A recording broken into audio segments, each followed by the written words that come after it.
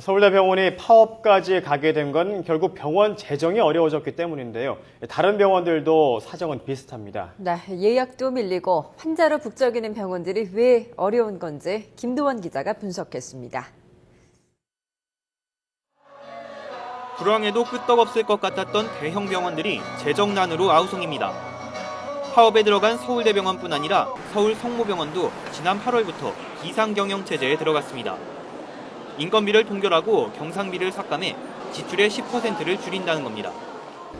환자 진료에 지장이 없는 범위 내에서 일반 회식비라든가 이런 소모성 경비를 최대한 줄이고 이런 비상경영체제를 유지하고 있습니다. 삼성병원은 처음으로 전과목 토요 진료를 시작했습니다. 환자의 편의를 돕는다는 취지도 있지만 악화된 재정을 보전하겠다는 자구책의 일환입니다. 이른바 대형 병원 빅5 가운데 아산병원만이 지난해 소규모 흑자를 냈을 뿐 나머지 4곳은 수십억에서 수백억 원의 적자를 냈고 올해도 적자 행진을 이어가고 있습니다.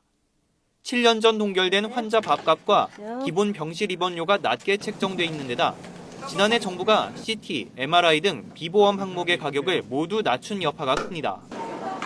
또 불경기로 환자 수도 줄고 있는데 올 1분기는 지난해보다 3.5% 감소했습니다.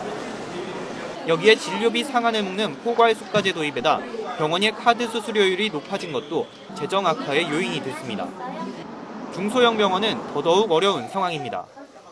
대부분 중소병원들은 경영 수지가 굉장히 열악한 상태입니다. 특히 이 수도권 외에 지방 중소병원들은 인력난을 겪고 있고 대부분 경영 수지가 대단히 안 좋고.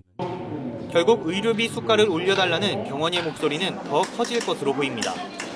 하지만 병원들이 시설 증설이나 장비 도입으로 난 적자를 손쉽게 메우려고 엄살을 부린다는 지적도 있어 수가 인상으로 이어질지는 미지수입니다.